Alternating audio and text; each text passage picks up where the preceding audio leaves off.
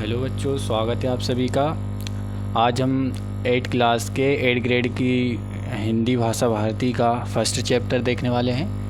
तो चलिए वीडियो को स्टार्ट करते हैं। तो सबसे पहले जो 8 ग्रेड में क्वेश्चन आता है वो सही उत्तर छांट कर लिखिए। ये रहता है बहुविकल्पीय। तो आइए इसको देखते हैं। तो पहला क्या है हमारा, निम्नलिखित में से किस पंक्ति में अनुप्रास अलंकार है। तो अनुप्रास अलंकार किस में है, तो ऐसा कोई वर्ण होता है जो बार बार आता है उसे हम अनुप्रास अलंकार कहते हैं। तो अनुप्रास अलंकार यहाँ पे कहाँ हो जाएगा, वरदे वीणा वादनी वरदे। तो यहाँ पर आप देख सकते हैं वरदे शब्द जो है बार बार दिख रहा है, वाह, है ना। तो ये हो जाएगा इसका आंसर। फिर आइए आगे देखते हैं। आगे है अमृत पीयूष खालिस्तान अमीय पर्याय शब्दों में रिक्त स्थान के लिए उपयुक्त पर्यायवाची शब्द कौन सा है। तो यहाँ पर बच्चों यहाँ पर दिया हुआ है गरल, सुधा, अमर, गहन। तो इसमें से कौन सा राइट आंसर हो जाएगा, सुधा। तो जो सुधा है वो अमृत, पीयूष और अमीय, इनमें से एक ये सुधा भी जो है अमृत का ही पर्यायवाची शब्द है। आइए आगे देखते हैं। तीसरा है हमारा वीणा बजाने वाली देवी कौन है। तो वीणा बजाने वाली देवी माँ सरस्वती जी है। ठीक है, इसके आगे हम देख सकते हैं। आगे का प्रश्न है, कवि किसे जगमग करने को कह रहा है। तो कवि जो है इस चैप्टर में बता रहा है कि संसार को जगमग करने की बात कह रहा है ना। तो इसका आंसर राइट आंसर हो जाएगा संसार को। कवि किसके बंधन काटने की बात कह रहा है। तो जो कवि है वो हृदय के बंधन, किसके बंधन, हृदय के बंधन काटने की बात कह रहा है। आइए आगे देखते हैं। आगे प्रश्न दिया है कि दिए गए शब्दों में से उचित शब्द चुनकर रिक्त स्थानों की पूर्ति कीजिए। तो आइए यहाँ पर आपको कुछ रिक्त स्थानों के लिए कुछ शब्द दिए हैं, इनको हमें देखकर उन्हें इन रिक्त स्थानों की पूर्ति करना है। देखिए छठवां प्रश्न है, वरदे कविता के रचयिता हैं। तो जो वरदे कविता के रचयिता है तो ये हैं सूर्यकांत त्रिपाठी निराला जी। तो कौन आ जाएंगे इसमें, निराला जी। ये फर्स्ट नंबर का जाएगा निराला जी। ठीक है, इनका पूरा नाम सूर्यकांत त्रिपाठी निराला। कवि ने भारत में खालिस्तान मंत्र भरने की बात कही है। तो कौन सा मंत्र भरने की बात कही है, अमृत मंत्र। कौन सा, अमृत मंत्र, है ना। तो यहाँ पर ये लिखा हुआ है अमृत मंत्र भरने की बात कही है। आगे देखते हैं। आगे दिया है, हिंदी कविता को खालिस्तान छंद निराला जी की देन है। तो जो मुक्तक छंद है वो सूर्यकांत त्रिपाठी निराला जी की देन है। तो यहाँ पर आ जाएगा मुक्त छंद, ये है ना, मुक्त छंद। फिर है खालिस्तान का विलोम शब्द अंधकार होता है। तो दोस्तों जिस प्रकार दिन का रात होता है उसी प्रकार अंधकार का प्रकाश होगा, है ना। अंधकार मतलब अंधेरा और वहीं पे उजाला हो जाएगा मतलब प्रकाश। तो इस प्रकार से इसका विलोम शब्द अंधकार का प्रकाश। फिर उपमा अलंकार के खालिस्तान अंग होते हैं। तो दोस्तों 4 अंग होते हैं ना बच्चों, कितने अंग होते हैं, 4 अंग होते हैं। फिर इसके आगे हम देखते हैं अति लघुत्तरीय प्रश्न। अति लघुत्तरीय प्रश्न में दिया है, जलद मंद्र रव से कवि का क्या आशय है। तो क्या है आशय इसका, मेघों की गंभीर आवाज़ से, या फिर हम कह सकते हैं स्वतंत्रता की आवाज़ से। कविता में कवि कौन सा निर्जर बहाने की बात कह रहा है। तो जो कविता है वरदे, इसमें कवि कह रहा है परस्पर प्रेम रूपी निर्जर बहाने की बात कह रहा है। कौन सा निर्जर दोस्तों, यहाँ पर परस्पर प्रेम रूपी निर्जर। आगे देखिए, आगे है वरदे कविता की मुख्य भावना क्या है। तो वरदे कविता की मुख्य भावना क्या है, नव निर्माण की। ठीक है, नव निर्माण की भावना है। आगे देखिए, इन शब्दों की वर्तनी शुद्ध करके लिखिए।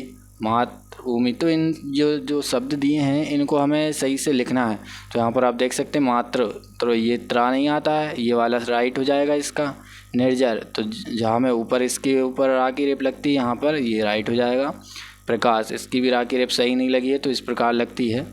अमृत, तो अमृत में भी इस प्रकार से ये लगेगी रा की रेप, है ना। तो आप ये तो आप खुद भी कर सकते हैं, अगर आपने इन शब्दों को पहले कहीं पढ़ा है तो आप इनको सुधार सकते हैं। आइए आगे का प्रश्न क्या कह रहा है, तो निम्नलिखित पंक्तियों का भाव स्पष्ट कीजिए। तो कुछ इस प्रकार से पंक्तियाँ दी गई हैं, नव नव के नव विहंग वृंद को नव पर नव स्वर दे। तो ये जो पंक्ति लिखी हुई है इनका भाव हमें स्पष्ट करना है। तो क्या आएगा, नए आकाश में नए पक्षी, समूह में नई चेतना एवं नए स्वर, अर्थात संपूर्ण संपूर्ण रूप से स्वतंत्रता की प्राप्ति की कामना की गई है। तो इस पंक्ति का भावार्थ ये लिखा है, तो आप इसको नोट करते चलिए। आगे देखते हैं, आगे दिया हुआ है इसी प्रश्न में, आगे के प्रश्न में दिया है नवजात शिशु के चरण कमल के समान सुंदर हैं। वाक्य में उपमेय, उपमान, साधारण, धर्म एवं वाचक शब्द छांट कर लिखिए। तो हमें इनमें उपमेय बताना है। इस जो पंक्ति दी गई है इसमें हमें उपमेय, उपमान और साधारण, धर्म और वाचक शब्द। तो उपमेय बता देते हैं हम। इसमें उपमेय आ जाएगा नवजात शिशु के चरण, और उपमान इसमें आ जाएगा कमल। ठीक है, कमल के समान, तो इसलिए कमल आ जाएगा। फिर साधारण धर्म क्या है? सुंदर, सुंदर की बात की है ना, सुंदर, बदसूरत, है ना, इस प्रकार से सुंदर ही आएगा। फिर वाचक शब्द क्या है? समान, समान है ना, तुलना की गई है समान से, तो इस प्रकार से वाचक शब्द समान लिया जाएगा। आगे चलिए, आगे देखते हैं। इसी चैप्टर में आगे भी कुछ प्रश्न दिए हुए हैं, आइए इनको देख लेते हैं। आकाश के 3 पर्यायवाची शब्द लिखकर उन्हें वाक्यों में प्रयोग कीजिए। तो ये आप देख सकते हैं, गगन है, अंबर है, नभ है। तो गगन नील वर्ण है। अंबर क्या होता है? अंबर शांत है। नभ क्या होता है? नभ में तारे चमक रहे हैं। तो ये हमने वाक्यों में प्रयोग करके लिख दिया है। आइए आगे देखते हैं। कविता में अलंकार का उपयोग क्यों किया जाता है? तो कविता में जो अलंकार है, अलंकार का उपयोग हम इसलिए करते हैं क्योंकि जो काव्य है, जो कविता है, उसकी शोभा बढ़ जाए, उसको पढ़ने के लिए लोगों को रोचक लगने लगे, रुचि बढ़ जाए उसको पढ़ने के लिए। तो क्या इसका आंसर क्या लिख सकते हैं हम? काव्य की शोभा बढ़ाने के लिए कविता में अलंकार का उपयोग किया जाता है, जिससे काव्य रोचक हो जाता है तथा पाठक की रुचि बढ़ जाती है। तो इसका ये आंसर हम लिख सकते हैं। ठीक है, आगे देखिए, आगे है आप माँ सरस्वती से अपने राष्ट्र के लिए वरदान में क्या क्या मांगना चाहेंगे? तो आप मन से भी लिख सकते हैं कि हम क्या क्या मांगना चाहेंगे। चलिए तो इसमें देख लेते हैं क्या लिखा है। स्वतंत्रता प्राप्ति का अमृत मंत्र, भेदभाव के अंधकार को मिटाकर प्रेम भाव का दिव्य प्रकाश, सभी में भेदभाव के कलुष को मिटाकर आपस में प्रेम भाव का प्रकाश, सभी प्रकार की नवीन चेतना हर भारतीयों में भर दे। तो ये सब चीज़ें हम मांगना चाहेंगे। तो ये आप थोड़ा मन से भी लिख सकते हैं इस प्रश्न को। आइए आगे देखते हैं। आगे दिया हुआ है आप अपने विद्यालय में कौन कौन से नए परिवर्तन चाहेंगे और क्यों? तो आप ये भी अपने माइंड से कर सकते हैं कि आप क्या क्या अपने विद्यालय में परिवर्तन चाहेंगे। देखिए क्या क्या चाह सकते हैं आप अपने स्कूल को स्वच्छ रखना चाहेंगे, है ना, वहाँ पर साफ़ सफाई रखना है, पेड़ पौधे लगाना चाहिए, है ना। तो बहुत सारी चीज़ें हम ध्यान दे सकते हैं इन चीज़ों पे। देखिए, विद्यालय परिसर में अधिक से अधिक पौधे लगाए जाएं, इससे पर्यावरण शुद्ध होगा। बच्चों को फूल और पत्तियां ना तोड़ने के लिए निर्देश दी जाएं, है ना। जल का सावधानीपूर्वक उपयोग करें ताकि उसका दुरुपयोग ना हो। तो सावधानी प्रयोग उसका करेंगे तो इससे उसका दुरुपयोग नहीं होगा। जल जितना चाहिए उतना ही हम उपयोग करें। कमरों में अधिक से अधिक खिड़कियां बनवाएं, जिससे प्रकाश एवं हवा की आवक और बिजली की बचत होगी। हाँ देखो, ज़्यादा खिड़कियां रहेंगी तो हमें लाइट की भी ज़रूरत नहीं पड़ेगी। इस प्रकार से हम लिख सकते हैं कि ज़्यादा खिड़की बनवा देंगे, जिससे क्या होगा, बिजली की भी बचत हो सकती है। कूड़े कचरे में से पुनः उपयोगी सामान को अलग करें। तो क्या होता है, कुछ चीज़ें उपयोगी भी रहती हैं लेकिन उनको भी हम कूड़े कचरों में फेंक देते हैं। तो इस प्रकार से उनको हमें अलग करके और वापस में उस चीज़ का उपयोग करना चाहिए। तो इस प्रकार से हम चाहेंगे हमारे विद्यालय में परिवर्तन हो। तो इतना ही था इस चैप्टर में। तो देखिए क्या हुआ, इसमें क्या दिया है, सही उत्तर छांट कर लिखिए। तो सबसे पहले हमारे जो सही विकल्प आते हैं, तो सही विकल्प में पहला प्रश्न आता है कि आत्मविश्वास का संबंध किससे है? तो मन से है दोस्तों। आत्मविश्वास का संबंध किससे है? मन से है। तो सामने वाले व्यक्ति की आधी ताकत खींच लेने की विशेषता किसमें थी? तो ये जो विशेषता थी, ये जो ताकत थी, किसमें थी? तो यहाँ पर आप देख सकते हैं किसमें थी, सुग्रीव में थी, श्री राम में थी, श्री कृष्ण में थी या बाली में थी। तो राइट आंसर क्या होगा? बाली। आगे देखिए, एकाग्रता को कौन नष्ट कर देती है? तो एकाग्रता को कौन नष्ट कर देता है? दुविधा। तो दोस्तों जब दुविधा बनती है तब एकाग्रता क्या हो जाती है? नष्ट हो जाती है। आगे देखते हैं, कृष्ण ने महाभारत में अपना उपदेश किसे दिया था? युधिष्ठिर को दिया था, दुर्योधन को दिया था, या भीम को, या अर्जुन को? तो ये इसका राइट आंसर हो जाएगा अर्जुन को। श्री कृष्ण ने महाभारत में अपना उपदेश किससे दिया? अर्जुन को। आगे देखिए, कसौटी पर कसना मुहावरे का अर्थ। तो कसौटी पर कसना का अर्थ क्या होगा? अच्छे से परखना। ठीक है, हर एक प्रश्न को हम भी कसौटी से कसेंगे यानी कि अच्छे से परखेंगे हमारे लिए कौन सा इम्पोर्टेंट है, हम उस चीज़ को अच्छे से देखेंगे। चलिए, तो हमने मुहावरे का शब्द में वाक्य में उपयोग कर लिया है, आगे देखते हैं। नीचे दिए गए शब्दों में से कुछ शब्द चुनकर रिक्त स्थानों की पूर्ति कीजिए। तो रिक्त स्थानों की हमें पूर्ति करना है, तो आइए देखते हैं। पहला है, दुश्मन शब्द का हिंदी मानक समानार्थी शब्द खालिस्तान है। तो इसका शब्द कौन सा हो जाएगा? शत्रु। क्या हो जाएगा? शत्रु। दुश्मन को हम शत्रु भी बोल सकते हैं, तो इसका हिंदी मानक समानार्थी शब्द हो जाएगा शत्रु। आइए आगे देखते हैं। खालिस्तान ने महाभारत में पांडवों को आत्मविश्वास से भर दिया। किसने भर दिया था दोस्तों? श्री कृष्ण ने भर दिया था। किसने? महाभारत में पांडवों को विश्वास से भरा श्री कृष्ण ने। आगे देखिए, ज्योतिष शास्त्र के विद्वान को खालिस्तान कहते हैं, तो ज्योतिषी कहते हैं। ठीक, तो इस प्रकार से आप आगे और देखिए प्रश्नों को। आत्मविश्वास पाठ खालिस्तान विधा का है। तो जो आत्मविश्वास जो चैप्टर है ये निबंध है, निबंध विधा से लिया गया है हमारा आत्मविश्वास चैप्टर। आगे देखिए, भाग्यशाली शब्द में खालिस्तान प्रत्यय है। तो क्या है भाग्यशाली में प्रत्यय? प्रत्यय मतलब वो शब्द होते हैं जो पीछे लगते हैं, वे शब्द होते हैं जो शब्द के पीछे लगते हैं, वह प्रत्यय हो जाता है। थोड़ा सा याद रखना पीछे। और वह शब्द जो आगे लगते हैं उसे उपसर्ग कहते हैं, उसे आगे। ठीक है, तो इस प्रकार आप याद रख सकते हैं। आगे देखिए, आगे प्रश्न दिया है कि निम्नलिखित शब्दों में से प्रत्यय छांट कर निम्नलिखित यहाँ पे दिए हुए हैं, इनको हमें लिखना है। देखिए, इनका प्रत्यय सफलता, सफलता में क्या हो जाएगा? प्रत्यय ता। फिर मानसिक, मानसिक में क्या हो जाएगा? एक। बंदूक बाला, तो बंदूक बाला में बाला हो जाएगा। धनवान, वान, धन अलग हो गया और वान अलग हो गया, तो वान इसका प्रत्यय शब्द हो जाएगा। आगे देखते हैं।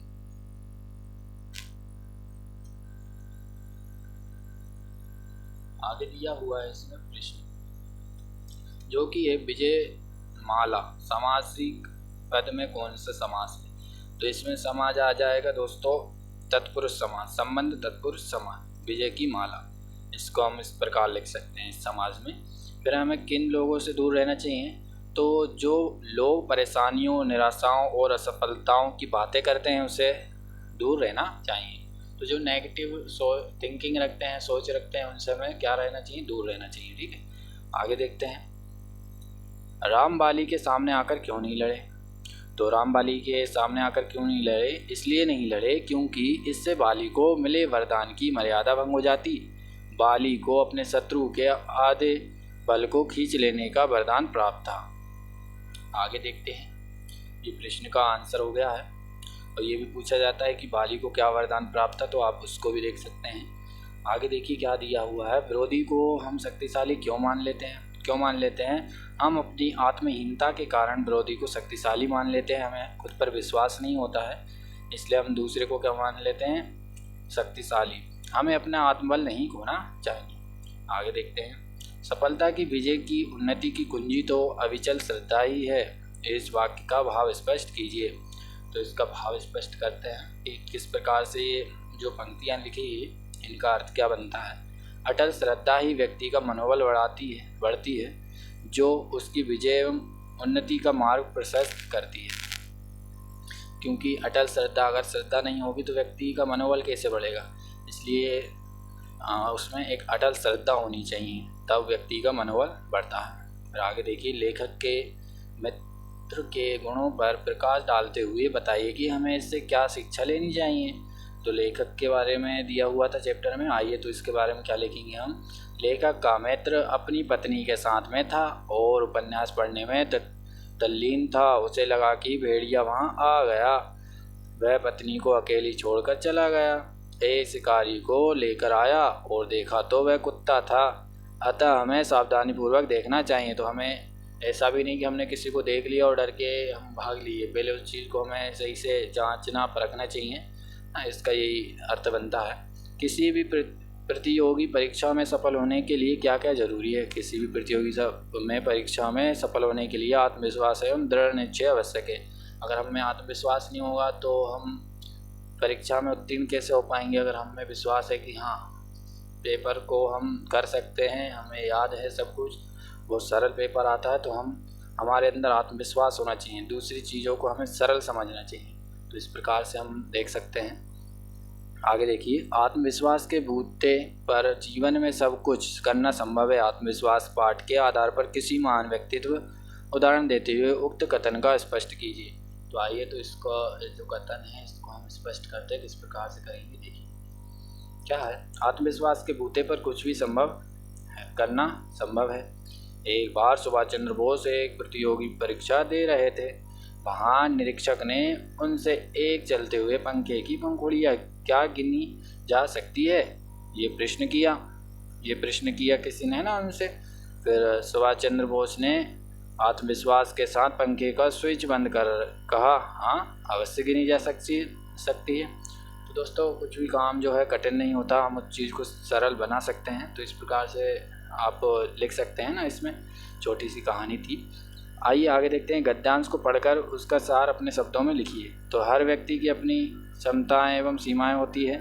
तो इस हिसाब से आप देख सकते हैं ये प्रश्न है इसका। तो क्या दिया हुआ है प्रश्न दिया हुआ है, भारतीय संगीत की आत्मा किसे कहा गया है। तो किसे कहा गया है, भारतीय संस्कृत की जो आत्मा है इसे संगीत को कहा गया है। किसको, संगीत को।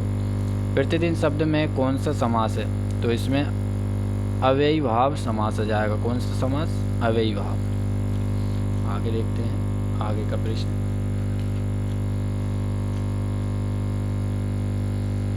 आगे का प्रश्न दिया है, भारत रत्न लता मंगेशकर को स्वर कोकिला कहा जाता है क्योंकि वे क्या थी, सुरीली गायिका थी। क्या जाएगा, सुरीली गायिका थी। ध्रुपद गायन के प्रणेता कौन थे, तो राजा मानसिंह तोमर थे। कौन थे, मानसिंह तोमर। आगे देखिए, मालवी गीतों को राग दरबारी ढंग से गाने वाले गायक कौन कौन हैं, तो सिद्धराम कोंकली है। नीचे दिए गए शब्दों में से उचित शब्द हमको चुनना है और रिक्त स्थानों की पूर्ति करना। आइए देखते हैं कौन सा सही है इसमें। तो खालिस्तान ने दीपक राग की साधना की और दीपक जल उठे, किसने की थी दोस्तों, तानसेन ने। आगे देखिए, तत् प्लस में का संधि रूप खालिस्तान होगा तो इसका तन में होगा। फिर कुमार गंधर्व संगीत समारोह का आयोजन खालिस्तान शहर में होता है, किसमें, देवास में, मध्य प्रदेश देवास में। खालिस्तान को सीमा में नहीं बांधा जा सकता, किसको, संगीत को सीमा में नहीं बांधा जा सकता। आत्मिक शब्द में प्रत्यय है, तो प्रत्यय आपको पिछली कक्षा में भी क्लास में भी बताया था आपको। आत्मिक में आ जाएगा एक, है ना। तो प्रत्यय क्या होते हैं आपको पहले भी बता चुकते हैं, है ना।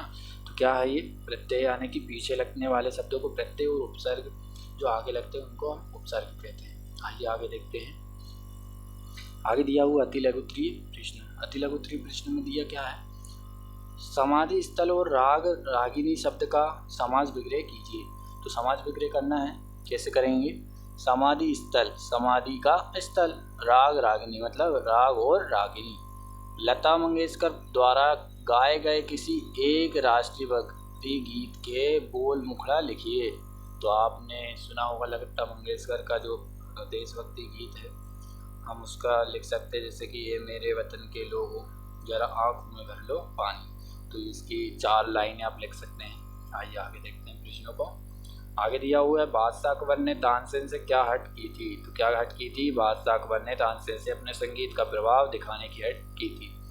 उस्ताद अलाउद्दीन खां क्यों प्रसिद्ध हैं, तो जो उस्ताद अलाउद्दीन खां प्रसिद्ध सरोद वादक थे, इसलिए उनका नाम प्रसिद्ध है।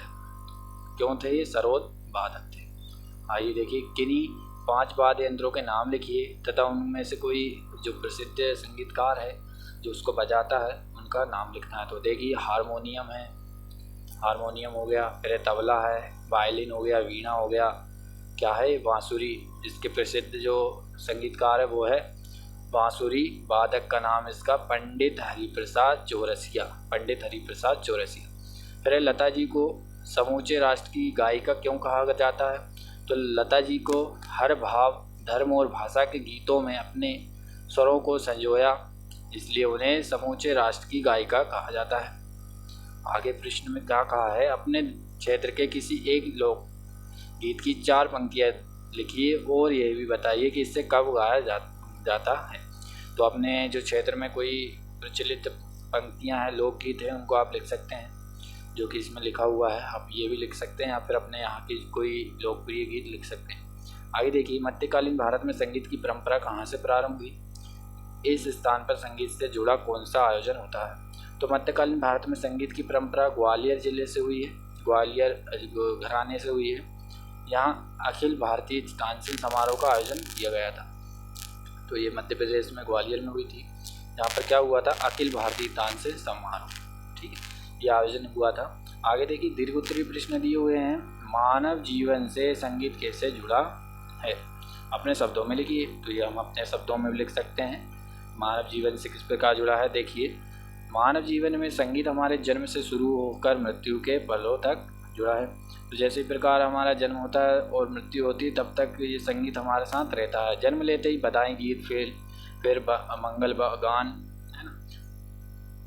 जन्म जैसे ही होता है, क्या होता है, बच्चों के लिए लोरियाँ गाई जाती है, मंगल गीत होते हैं, प्रार्थनाएं की जाती है लोगों के द्वारा, ईद की वंदना की जाती है, श्लोक बोले जाते हैं किसी के, है ना, गीता या वेद के। तो इस प्रकार श्लोक बोलकर फिर अन्य संस्कारों में भी मधुर संगीत, जो विवाह, जैसे विवाह होता है तो यहाँ पे भी संगीत बजाया जाता है, वृद्ध रूप ले लेता है। हर खुशी के मौके पर संगीत, और जीवन के अंत में भी संगीत से विदाई की जाती है। जैसे मृत्यु होती है उस समय भी, अंतिम समय में भी संगीत से विदाई की जाती है।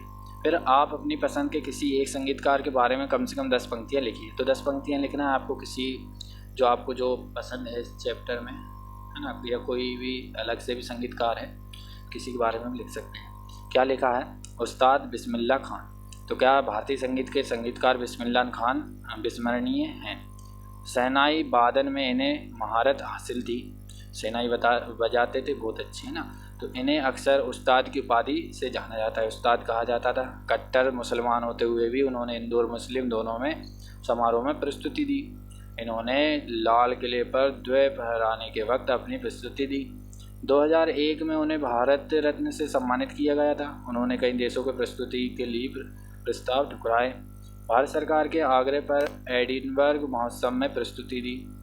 यूरोप और उत्तरी अमेरिका में भी प्रस्तुति दी। 2006 में उनकी मृत्यु हो गई। तो आप 10 पंक्तियाँ अपने किसी भी फेवरेट जो संगीतकार है उसके बारे में लिख सकते हैं। तो इस चैप्टर में इतना ही। आइए चैप्टर के प्रश्नोत्तर देखते हैं, जो कि 8 ग्रेड में दिए हुए हैं। उन सभी के आंसर आप लिख सकते हैं उन्हीं में। इस पाठ में अपराजिता किसे कहा गया है? तो डॉक्टर चंद्रा को। किसको कहा गया है? डॉक्टर चंद्रा को। अपराजिता पाठ की विधा है। तो अपराजिता जो पाठ है वो किस विधा का? कहानी का। डॉक्टर चंद्रा की सफलता में सबसे बड़ा सहयोग किसका था? तो जो उनकी जननी थी उनका सहयोग था। आइए आगे देखते हैं। डॉक्टर चंद्रा की इच्छा क्या बनने की थी? तो चिकित्सक बनने की थी। वह कमज़ोर है, खालिस्तान साहसी है। तो इसमें आएगा परंतु वह कमज़ोर है परंतु साहसी है। फिर नीचे दिए गए कुछ शब्द हैं, इनको छांट कर हमें इन रिक्त स्थानों की पूर्ति करना है। आइए करते हैं। लेखिका शिवानी का मूल नाम है, तो क्या था? गौराबंद Shivani. Drugs research institute Khalistan शहर में स्थित है, तो कहाँ पे? लखनऊ में है। फिर डॉक्टर चंद्रा ने खालिस्तान विषय में डॉक्टरेट की उपाधि प्राप्त की थी। किस में उपाधि की थी? माइक्रोबायोलॉजी में। वह शौक, हर्ष, आश्चर्य के लिए प्रयुक्त विराम चिन्ह को खालिस्तान चिन्ह कहते हैं, तो विस्मयादि बोधक चिन्ह कहा जाता है। ठीक है, इस प्रकार से डॉक्टर चंद्रा की गर्दन के नीचे का शरीर खालिस्तान से निर्जीव हो गया था, तो पक्षाघात के कारण निर्जीव हो गया था। मतलब कि पक्षाघात एक टाइप की बीमारी होती है जिसके कारण वह निर्जीव हो गया था। फिर आगे के प्रश्न है, पाठ की लेखिका ने अपनी पंक्तियों से किसे प्रेरणा लेने को कहा है?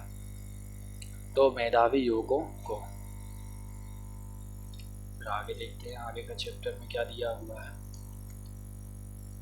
आगे दिया हुआ है, डॉक्टर चंद्रा के व्यक्तित्व को एक शब्द या एक वाक्य में व्यक्तित्व कीजिए। अदम्य साहस, है ना। तो इसमें हमने एक शब्द में लिख दिया। रचना के आधार पर वाक्य प्रकार होते हैं दोस्तों, 3 होते हैं। तो 3 होते हैं। तो पहला क्या है बच्चों?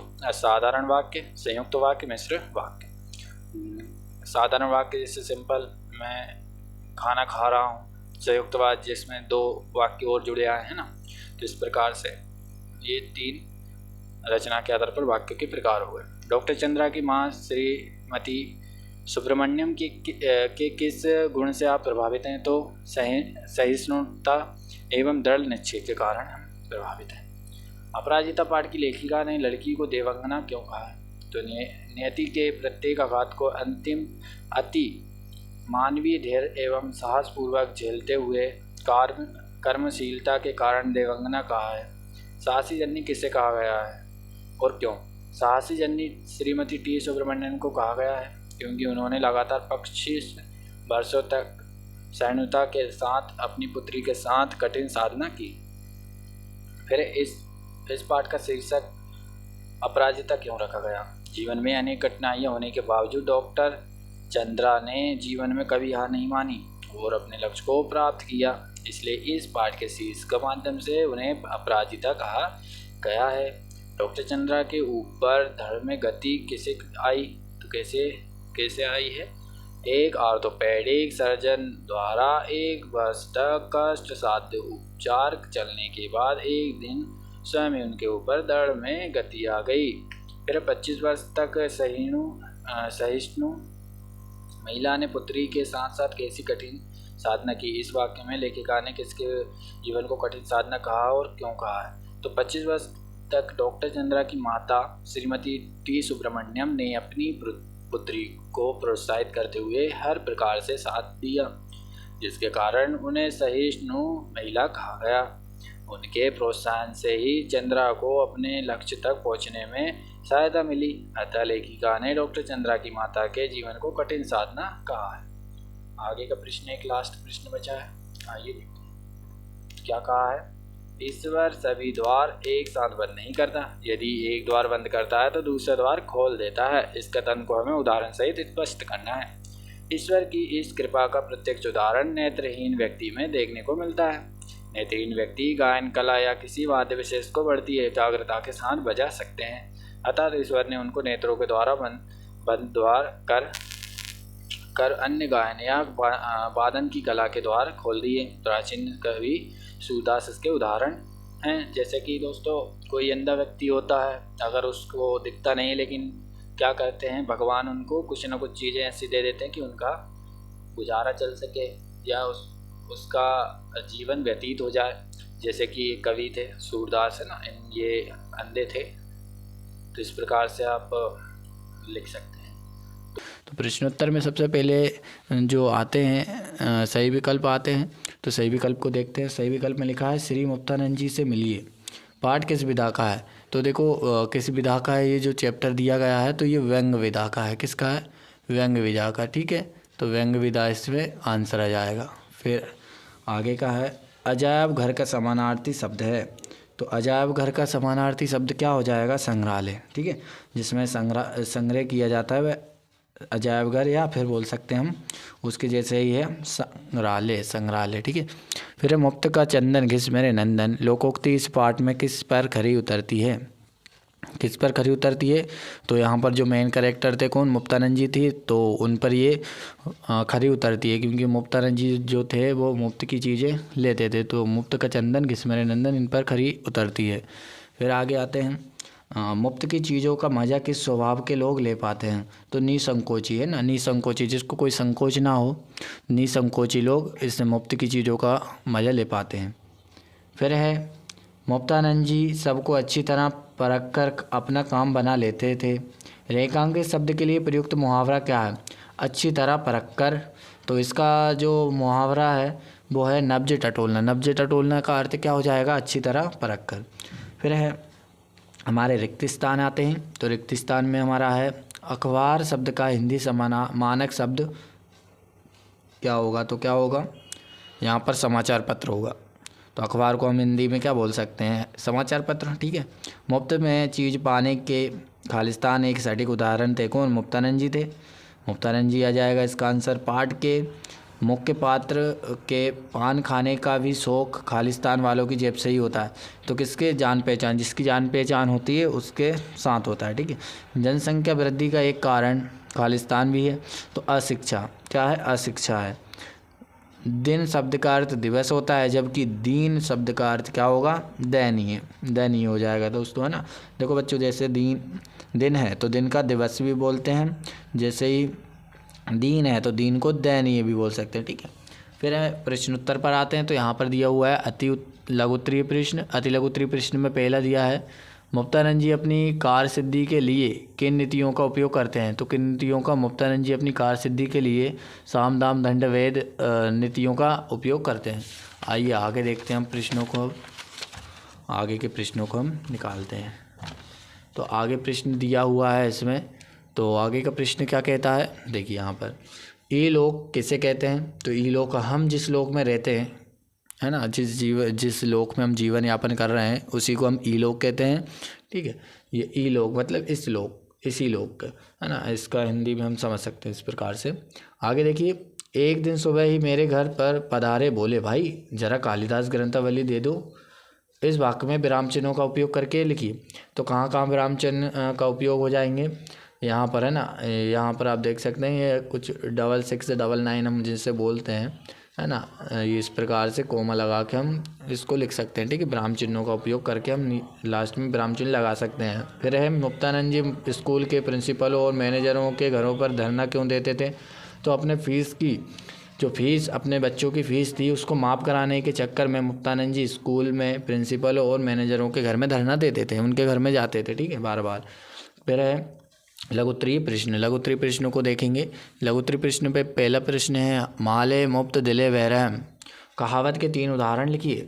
तो माले मुफ्त, है ना, जो है कि मुफ्त की चीज़ें लेना और उसका आनंद लेना, है ना, तो इस कहावत का हमें उदाहरण बताना है। तो जैसे कि मुक्तानंद जी थे जो मुफ्त का पान खाने को हमेशा तैयार रहते थे।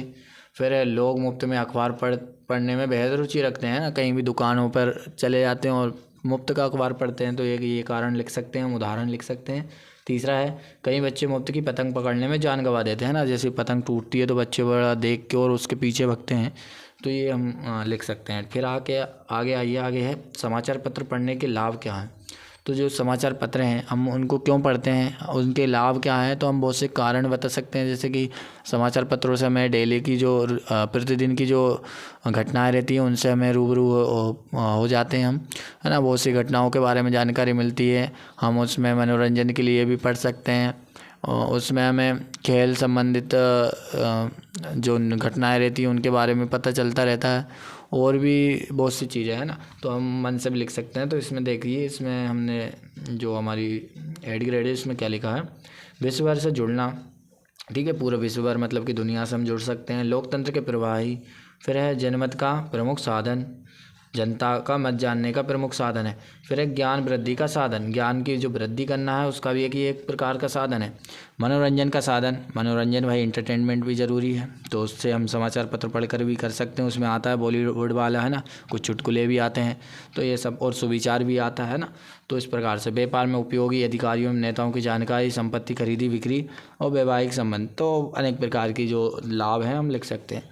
फिर आइए, मुक्तानंद जी मांग कर लाई गई पुस्तकों को अलमारी में बंद करके क्यों रखते थे? जो मुक्तानंद जी थे, है ना, हमने हिंदी में चैप्टर में देखे हैं, तो जो किताब मांग कर लाते थे पुस्तकें, उनको अलमारी में बंद करके क्यों रखते थे? तो इसका एक कारण था कि मुक्तानंद जी पुस्तकों को अलमारी में बंद करके इसलिए रखते थे जिससे पुस्तकों के मालिक की नज़र उस पर पड़े ना, है ना, और वह वापस ना मांगे। तो इस कारण से मुक्तानंद जी उनको अलमारी में रख कर रखते थे। तो आइए आगे देखते हैं। ई-लोक को मुफ्त में सुधार कर मुक्तानंद जी अब परलोक में भी मुफ्त जीवन यापन करने की टोह में रहते हैं। इस कथन से क्या आशय है?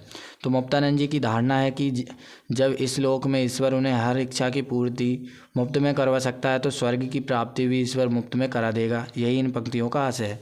ठीक है, तो हर एक चीज़ वो मुफ्त में चाहते थे। फिर आइए दीर्घोत्तरीय प्रश्न पे। तो दीर्घोत्तरीय प्रश्न के बारे में देखते हैं हम। तो दीर्घोत्तरीय प्रश्न में क्या दिया हुआ है, प्रकृति ने आपको मुफ्त में कौन सी चीज़ें दी हैं, आप उनका उपयोग कैसे करते हैं? तो बहुत सारी चीज़ें होती हैं, हम इनको मन से भी लिख सकते हैं। तो बच्चों देखो क्या लिखेंगे, हम जल लिख सकते हैं ना, पानी के बारे में लिख सकते हैं, तो जो हमें पीने, नहाने, कपड़े धोने व अन्य चीज़ों के धोने के काम में आता है। ठीक है, और सबसे महत्वपूर्ण भी है, जल भी है ना। फिर है वायु। वायु क्या, श्वास लेने में, वाहनों के टायर ट्यूब में भरने तथा निर्माण के कई कार्यों में उपयोगी आती है। ठीक है, ये हम सब ऐसे लिख सकते हैं। हमारे जो हमें डेली रूटीन में जो हमें चीज़ें प्रकृति द्वारा दी गई है तो हम उन चीज़ों का बता सकते हैं। फिर अग्नि, भोजन पकाने तथा कई प्रकार के निर्माण कार्यों में किया जाता है। सूर्य का प्रकाश एवं ताप, दिन में पूरे विश्व में प्रकाश और ताप देता है। आजकल सौर ऊर्जा से विद्युत उत्पादन भी किया जाता है। ठीक है, तो इस प्रकार से हम सूर्य के बारे में लिख सकते हैं। तो ये 4 पॉइंट बनाकर आप किसी के भी और भी उदाहरण ले सकते हैं, इन्हीं के कोई ज़रूरी नहीं है। ठीक है, आपको जो सरल लगे वो आप खुद भी लिख सकते हैं। ठीक है, माइंड से। आगे देखिए, लास्ट प्रश्न बचा हुआ है। यदि आप किसी व्यक्ति से कोई व्यवहार या मुफ्त सेवा लेते हैं तो उसका उस व्यक्ति के प्रति कैसा व्यवहार रहेगा और क्यों? तो हम इसके बारे में बताएंगे। यदि कोई व्यक्ति हमें उपहार या मुफ्त में सेवा देता है तो हमें उसके प्रति अनुग्रहित होना पड़ चाहिए। और ये प्रति लिखा है, ठीक है, प्रति है, यहाँ मेरे प्रिंट हो गया है। और ऐसा प्रयास करना चाहिए कि हम भी किसी तरीके से उसे उपकृत कर सकें या उसके लिए उसके किसी कार्य में हम उसकी सहायता कर सकें जिससे उसे प्रसन्नता की अनुभूति हो। अगर हमें कोई सहायता करता है तो हम भी उसके बदले में क्या करें, हम भी उसकी सहायता कर दें कभी उसकी ज़रूरत पड़ने पर। इस प्रकार से हमारे व्यवहार द्वारा उसके प्रति हमारी घनिष्ठता में वृद्धि हो सके और हम दोनों एक दूसरे के महत्व को समझ सकें। तो ये हम इतना सा आंसर था, ये हमने लिख लिया। ठीक है, इसके बाद आएगा हमारा 6th चैप्टर। 6th चैप्टर हम भक्ति के पद है ना, तो इसको हम पढ़ने वाले हैं नेक्स्ट वीडियो में। 6th चैप्टर लेके आए हैं जिसका नाम है भक्ति के पद। तो भक्ति के पद में हम चैप्टर देखने वाले हैं। आइए तो इसको जानते हैं। हमारा फर्स्ट चैप्टर में जो हमने सॉल्यूशन डाले हैं उसको आप देख सकते हैं। सेकंड भी हो चुका है ना, 5th तक हो चुका है। तो आज हम 6th चैप्टर के बारे में देखने वाले हैं। चलिए देखते हैं। पहला प्रश्न इसमें आता है सही विकल्प। सही विकल्प में आता है मात्रिक छंद दोहा में सबसे तीसरे है ना, पहले, तीसरे, दूसरे और चौथे चरण विषम और सम चरण में कितनी कितनी मात्राएँ होती हैं। तो हमें ये बताना है। ठीक है, मात्रिक छंद वे होते हैं जिनमें हम मात्राएं गिनते हैं। ठीक है, दोहा है तो दोहा भी एक मात्रिक छंद है, तो इसमें हमें बताना है कि कितने मात्राएं होती है। तो 13-11 मात्राएं होती है। ठीक है, पहले और तीसरे में क्या होती है, 13-13 मात्राएं होती है तथा दूसरे चौथे में 11-11 मात्राएं होती है। तो इसका एक उदाहरण भी आता है। तो उदाहरण में हम दे सकते हैं, साईं इतना दीजिए जामे कुटुम्ब समाए, हम भी भूखे ना रहें अतिथि भूखा ना जाए। तो इस प्रकार से एक ही इसमें उदाहरण हो गया कबीर साहब का। और भी बहुत सारे दोहे हैं, हम तो लिख सकते हैं इसमें उदाहरण के रूप में। फिर चरणवार मात्राओं की दृष्टि से दोहा का विपरीत छंद कौन सा है? तो कौन सा होगा? जो दोहा है, दोहा में क्या होता है, पहले और तीसरे चरण में 11-11 मात्राएं होती है तथा दूसरे चौथे चरण में है ना, तो इसका उल्टा हो जाएगा। तो पहले और तीसरे चरण में जो सोरठा है इसमें पहले और तीसरे चरण में क्या होगा, 11-11 मात्राएं। ठीक है, दोहा में क्या होती थी, 13-13 मात्राएं, लेकिन इसमें 11-11 मात्राएं। और दूसरे चौथे चरण में दोहे में होती थी 11-11, इसमें होगी 13-13। ठीक है, उल्टा बिल्कुल। तो ये सोरठा है। ठीक है, सोरठा के आगे देखते हैं। आगे का प्रश्न है हमारा, श्री राम की भक्ति करने वाले इनमें से मुख्य कवि कौन है? तो तुलसीदास जी। ठीक है, तुलसीदास जी ने श्री राम की भक्ति की है, तो तुलसीदास जी हम लिख देंगे, इसमें टिक कर देंगे। फिर इसमें से कमल का पर्यायवाची कौन सा है? तो कमल का पर्यायवाची कौन सा होगा? कारस, अंडज, सहज और पंकज। तो पंकज इसका राइट आंसर हो जाएगा। इनमें से शुद्ध वर्तनी वाला शब्द कौन सा है? तो वाल्मीकि। इसमें से बताना है हमें वाल्मीकि सही क्या लिखा है। तो वाल्मीकि ये नंबर का हो जाए, सी नंबर का हमारा राइट आंसर हो जाएगा। आगे देखिए, रिक्त स्थान। सूरदास जी ने भगवान की भक्ति को खालिस्तान के समान बताया है। किसके समान बताया है भाई? तो कामधेनु के समान बताया। ठीक है, फिर है मीरा भगवान खालिस्तान की परम भक्त थी। तो किसकी भक्ति? श्री कृष्ण की। ठीक है, मीरा भगवान श्री कृष्ण की परम भक्त थी, तो इसका आंसर ही हो जाएगा। रामचरितमानस की रचना खालिस्तान ने की, तो किसने की थी? तुलसीदास जी ने। ठीक है, दो गोस्वामी तुलसीदास जी थे, इनने रामचरितमानस लिखी है। ठीक है, तो ये हो चुका है। भक्ति काल के प्रसिद्ध कवि खालिस्तान जन्माद थे। तो खालिस्तान भक्ति काल के प्रसिद्ध कवि कौन थे? सूरदास, है ना, इसका आंसर हो जाएगा सूरदास। फिर है प्यासों का मानक रूप है, तो प्यासा। ठीक है, इसका आंसर क्या हो जाएगा? प्यासा। आगे देखिए, आगे प्रश्न उत्तर आते हैं। अति लघु उत्तरीय प्रश्न इसमें दिया हुआ, अधम का उद्धारक किसे कहा गया? तो ईश्वर को या फिर राम को। ठीक है, ईश्वर या राम, हम दोनों में से लिख सकते हैं। ठीक है, प्रभु जी तुम घन वन हम मोरा। पंक्ति में घन का अर्थ क्या होता है? बादल। ठीक है, घन का अर्थ क्या होता है? बादल। गिरिधर नागर किसे कहा गया? तो भगवान कृष्ण को कहा गया है। मात्राओं की गणना पर बताइए, ये कौन सा छंद है? अच्छा चलिए, तो मात्राओं की गणनाओं पर हम बता सकते हैं कौन सा छंद है। फूल ही फल ही ना वेद, यद्यपि सुधा बरसा ही जलद, मूरख हृदय में चेत, जो गुरु मिलही बिरची सम। तो ये हमारा एक इसमें बताई गई है कुछ इसमें हमें बताना है कि मात्रा कितना है, ठीक है। ये एक छंद है तो इसमें मात्रा बतानी हमें कितनी है। तो प्रथम और तीसरे पद में कितनी हो जाएंगी, 11 मात्राएं, और द्वितीय चतुर्थ पद में 13 मात्राएं। हम गिन भी सकते हैं, 1 2 है ना, 3 4 5 6 है ना, 7 8 9, ठीक है, और 11, ठीक है, ये हो गई 11 10 11 है ना, ठीक है। आप गिन भी सकते हैं इसके चरण में, ठीक है। कैसे गिनना है हमें, पहला चरण ये हो गया, ठीक है, पहला चरण ये हो गया और तीसरा चरण ये हो गया। तो इसमें और इसमें गिनेंगे तो हमें 11 मात्रा मिलेगी, इसमें और इसमें गिनेंगे तो हमें 13 मात्रा मिलेगी, ठीक है। छोटा छंद हो गया। फिर रैदास जी की भक्ति किस भाव की है, उदाहरण लेकर लिखिए। तो रैदास जी की भक्ति किस भाव की है, रैदास जी की भक्ति समर्पण भाव की है। ईश्वर को स्वामी और स्वयं को दास मानते हैं। वे ईश्वर को चंदन पानी दिया बाती मोती धागा जैसे संबंध स्थापित करते हैं। तो इस प्रकार से उदाहरण करके बताते हैं, ठीक है। जिस प्रकार सूरदास जी ने मन की तुलना जहाज के पंछी से की है, उसी प्रकार आप मन की तुलना किससे करना चाहोगे और क्यों करना चाहोगे, ठीक है, बताते हैं। हम अपने मन की तुलना धरती से कर सकते हैं, क्योंकि जिस प्रकार धरती में समस्त वस्तुएं समाहित होती हैं, उसी प्रकार हमारे मन में भी समस्त विचार इच्छाएं प्रेरणाएं समाहित होती है, ठीक है। तो ये आप बता सकते हैं, इसका उदाहरण आप भी लेके। फिर अहिल्या का उद्धार किसे कहा है, तो भगवान श्री राम के चरण स्पर्श से अहिल्या का उद्धार हुआ है। जब श्री राम ने पत्थर शिला बनी अहिल्या को चरण से स्पर्श किया, वह जीवित मानव अवस्था में बदल गई, ठीक है। तो इस प्रकार से हमें ये आंसर दे देंगे। फिर एक खर्चे नहीं कोई चोर न ले वे, दिन दिन बढ़त सवायो। तो इस पद में आए तद्भव शब्दों के तत्सम रूप में लिखते हुए पंक्तियों का भावार्थ कीजिए। देखिए इसमें कौन कौन से आए हुए हैं, एक आया है खर्चे, ठीक है, और इसका हमें क्या बताएंगे, खर्च, ठीक है। फिर क्या आया है, लेवे, है ना, लेवे, इसका क्या बताएंगे, ले जावे, ठीक है। फिर और क्या आया, सवायो, सवायो का आएगा सवाया, ठीक है। तो ये रहा, तो ये हम बता सकते हैं। और फिर इसका आंसर कैसे लिखेंगे, भक्ति रूपी धन खर्च नहीं होता, कोई चोर इसे ले जा नहीं सकता, प्रतिदिन वह बढ़ते हुए सवाया हो जाता है, अर्थात ये किसी प्रकार से समाप्त नहीं होता है। और ये तत्सम शब्द हमने बता दिया आपको। फिर आते हैं दीर्घोत्तरीय प्रश्न पे। रैदास को किसके नाम की रट लगी और वे कैसे इस आदत को क्यों नहीं छोड़ पा रहे थे, क्यों नहीं छोड़ पा रहे थे, तो बताते हैं। देखिए रैदास अपने इष्ट प्रभु से चंदन और पानी, बादल और मोर, चंद्रमा और चकोर पक्षी, दीपक और बाती, मोती और धागा, सोना और सुहागा और स्वामी और दास के संबंधों की तरह, तो इस प्रकार से वो बताते हैं, है ना, बहुत सारे उदाहरण देके कि इन सब का भगवान से संबंध बताते हैं। उनका ही ध्यान करते हुए उसे बुलाना नहीं चाहते और अपनी आदत को छोड़ नहीं पा रहे। इस प्रकार उन्होंने अपने इस प्रभु के नाम की रट लगा रखी है, ठीक है। ये हो गया उसका आंसर। फिर आते हैं इसके आगे, सेकंड चैप्टर का हम दूसरी वीडियो में देखेंगे, अभी हम इसका देखते हैं। देखिए ये लास्ट प्रश्न बचा हुआ है।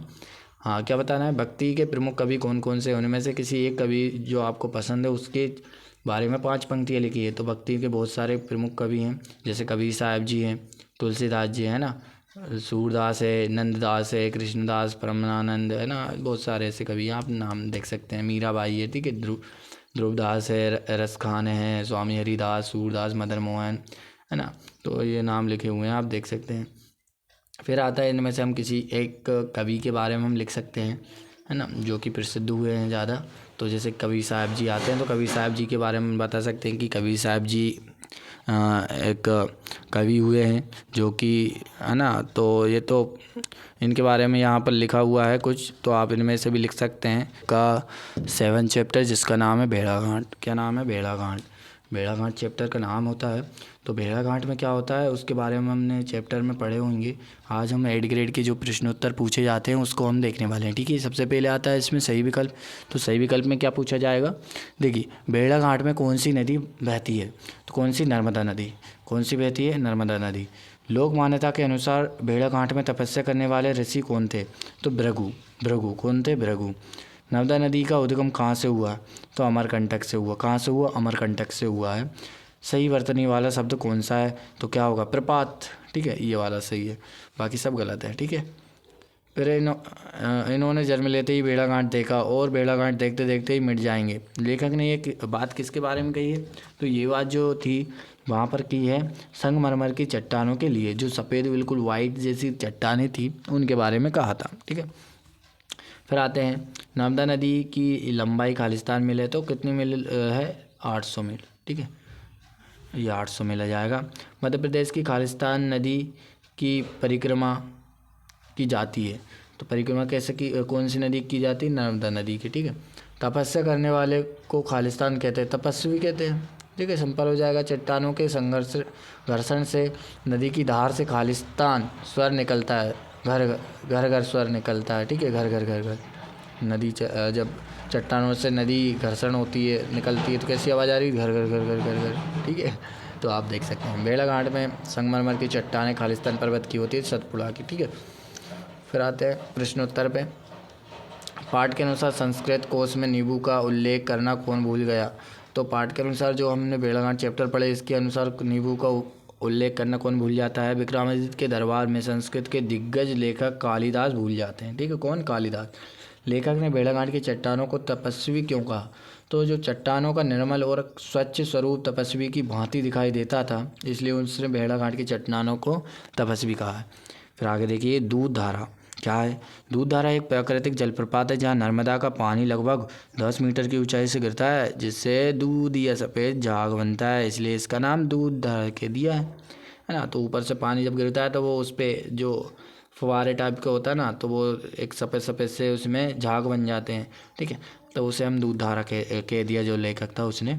फिर आइए आगे के क्या है प्रश्न, नीचे दिए गए इनको हमें बाकी में प्रयोग करना है। तो भेड़ाघाट में जबलपुर से 13 मील दूर ही होता है। ठीक है, तो भेड़ाघाट जबलपुर से 13 मील दूर है। फिर आता है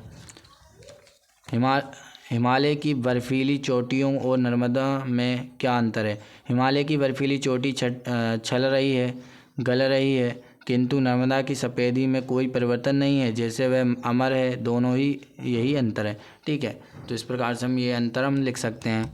फिर आगे का देखिए, नर्मदा मानो यहाँ चांदी की कारागार की बंदनी है। इस पंक्ति का क्या अर्थ है? तो जिस स्थान पर संगमरमर की चट्टानों के कारण पानी चांदी के समान चमकता दिखाई देता है, वहाँ नर्मदा चांदी के कारागार की बंदनी के समान दिखाई देती है। यही इन पंक्तियों का आशय है।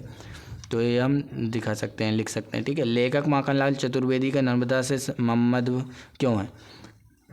माखनलाल चतुर्वेदी की पढ़ाई एवं उनके बड़े होने का अधिकतर समय नर्मदा किनारे ही गुजरा है, इस कारण उनका ममत्व नर्मदा से है। मतलब कि ममता वाला जो भाव रहता है वो ममत्व उनको किससे? नर्मदा नदी से है।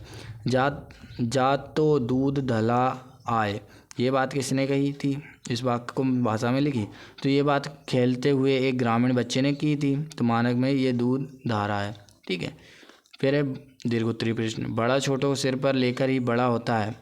तो बड़ा छोटों को सिर पर लेकर ही बड़ा होता है पंक्तियों के आशय को स्पष्ट करते हुए लिखिए कि ये किस संदर्भ में कही गई है। तो किस संदर्भ में कहते हैं? संगमरमर की चट्टानों पर उसी घास को छोटा एवं चट्टानों को बड़ा बताकर इस बात का पुष्टिकरण किया गया है कि छोटों की अवहेलना ना करें, बड़े लोगों को जो बड़प्प प्राप्त होता है उसमें छोटों का योगदान अत्यंत महत्वपूर्ण है।